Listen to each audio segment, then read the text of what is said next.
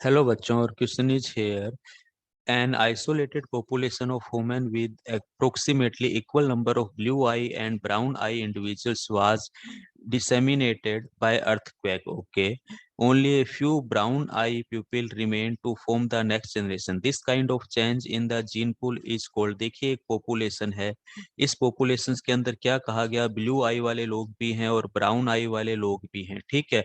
अब क्या हुआ? अर्थक्वेक के कारण हम कह सकते हैं, यहाँ पे इन्होंने एग्जाम्पल दिया. अर्थक्वेक के कारण क्या हुआ यहाँ पर? ये ब्लू एंड ब्राउन आई वाले लोग क्या हो गए? हमारे डिसअपेयर हो गए, डिस्क्रिमिनेट हो गए. ठीक है. लेकिन सम हमारे पास में क्या बचे हैं? ब्राउन आई वाले पॉपुलेशंस बची है. ठीक है. अब यहाँ पर हमारे पास में क्या हुआ?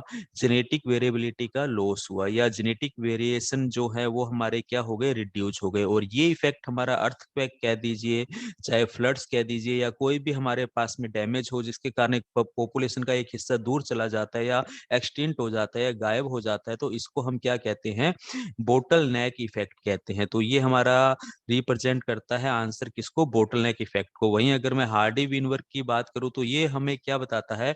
पर्टिकुलर एक पॉपुलेशन के अंदर एलिलिक फ्रीक्वेंसी को बताता है कि ये एलिलिक फ्रीक्वेंसी अगर हमारे पास में हमेशा स्टेबल रहेगी किसी भी पॉपुलेशंस के अंदर, अगर किसी भी तरह का कोई भी जेनेटिक वेरिएशंस नहीं हो तो. ठीक है.